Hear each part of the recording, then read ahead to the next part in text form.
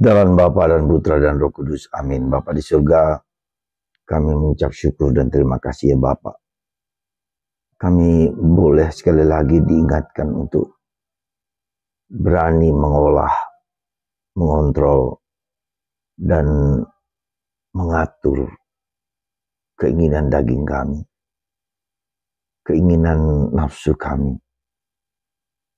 untuk kemuliaan Allah yang lebih besar.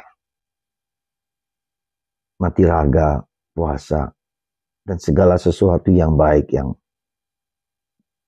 baik dan benar untuk kemuliaan Allah. Berkatilah kami ya Bapa, untuk berjuang dalam hal ini. Terpujilah namamu, kini dan sepanjang segala masa.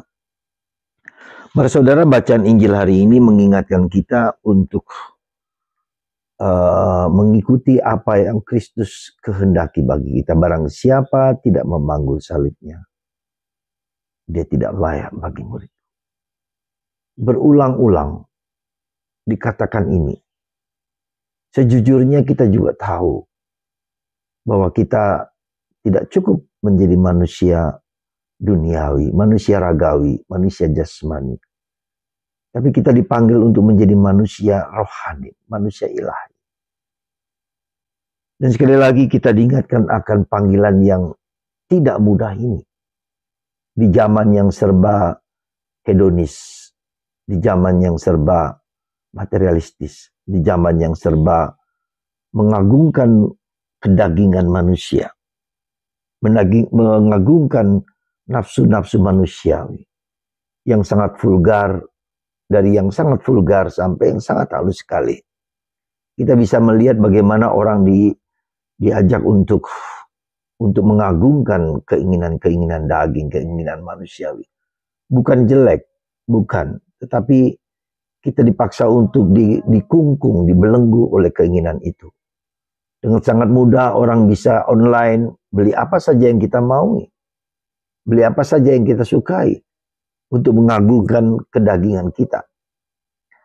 Dan contoh hari ini para Karmelit merayakan Santo Nonius Alvarez Parreira, seorang kudus dari Portugis, yang seorang tentara yang kemudian istrinya meninggal, dan dia punya posisi yang bagus di dalam ketentaraan, kemiliteran. Tetapi ada dorongan dari hatinya untuk melepaskan semua itu. Lalu dia ketika istrinya meninggal, maka dia masuk biara Karmel di Lisabon, dan dia mendirikan biara sendiri. Di sana ia mati raga, puasa, dan hidup dalam penyerahan kepada Tuhan lewat Bunda Maria. Saudara, saya mengangkat tokoh sederhana ini sebagai seorang bapak, katakanlah seorang awam. Dan itulah tantangan kita sebagai awam. Bukan hanya awam, kita semua. Untuk hidup, ya, mengatur, mengolah kedagingan, ya, mata, panca indera kita. Untuk kita olah dan kita persembahkan kepada Tuhan. Kita bagikan kepada Tuhan. Dan ini menjadi sesuatu yang sangat tidak mudah bagi kita di zaman ini. Ketika orang mempunyai uang, ketika orang mempunyai harta, apa saja.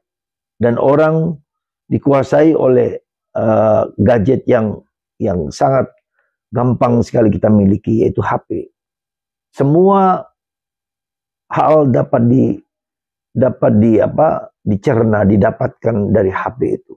Entah hiburan-hiburan mata, entah hiburan musik, entah hiburan, berbagai macam hiburan-hiburan yang dari pagi sampai pagi, film, Netflix, dan segala macam.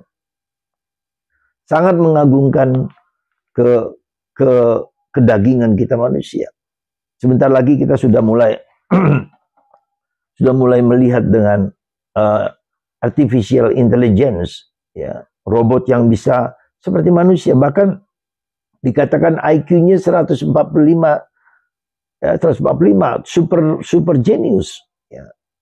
Baru saja saya melihat itu, bagaimana manusia yang bisa merasakan, yang bisa mendengarkan, dan bisa menjawab semua kebutuhan-kebutuhan matematis, segala macam. Sungguh-sungguh dapat menghibur, bahkan dapat merasakan apa yang kita rasakan. Ini luar biasa. Ya. Dan ada orang takut bahwa ini akan sangat mempengaruhi manusia dan akan berbahaya pada manusia. Tapi tak dapat dihindarkan lagi. Maka kita, saudaraku terkasih, memiliki satu hal yang tak dipunyai oleh semua teknologi adalah relasi kita dengan Tuhan. Nah, relasi kita dengan Tuhan bisa saja menjadi relasi saya dan objek. Tuhan menjadi objek saya. Ya, Tuhan menjadi, saya minta terus-menerus pada Tuhan, saya menganggap Tuhan bisa memberikan apa yang bisa terbaik untuk saya. Dan sekarang sudah tergantikan dengan artificial general intelligence. Jadi robot ini bisa sejajar dengan manusia, bahkan lebih tinggi dari manusia. Apakah itu berbahaya? Bisa berbahaya.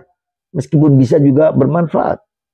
Tapi kita ada satu hal yang tidak bisa dilepaskan, itu relasi kita dengan Tuhan. Maka kita berharap supaya relasi kita dengan Tuhan adalah relasi lebih daripada sebagai objek, tetapi sebagai subjek. Allah adalah pribadi yang mengerti, memahami, menyelami sampai ke dalam-dalamnya aspek rohani dalam diriku. Ya. AI hanya bisa pada kesadaran, pada pikiran, tapi dia tidak masuk dalam aspek intuitif, aspek rohani, nggak ada. Maka mari kita kembangkan ya hidup kita mulai dengan hidup rohani, ya, meluangkan waktu kita untuk berdialog dengan Yesus. 5 menit, 10 menit per hari. Lalu hati kita ungkap, kita komunikasikan dengan Tuhan, berbicara dengan Tuhan, mengalami Tuhan, merasakan kehadiran Tuhan. Dan itu adalah sesuatu yang harus kita coba. Ya, jangan merasa sulit, berat dan segala macam. Memang, tapi lama-kelamaan sekali lagi, ya, kalau kita memiliki suatu relasi yang dalam dengan dia, maka kita berani mengorbankan waktu, tenaga, pikiran, ya, untuk diam dan hening, untuk berdialog, untuk berbicara dengan Tuhan, untuk bahkan mengalahkan ego kita, bahkan mengontrol hidup kita, supaya kita bisa berkomunikasi, berdialog, dan mendengarkan Tuhan, kebijaksanaan, keutamaan Tuhan. Sekali lagi, termasuk kita mengatasi kelemahan-kelemahan mati raga kita, ya, puasa kita, dan kita mau mengandalkan lebih daripada yang kita mau ini. Sekali lagi para saudara, ya, mengapa sulit?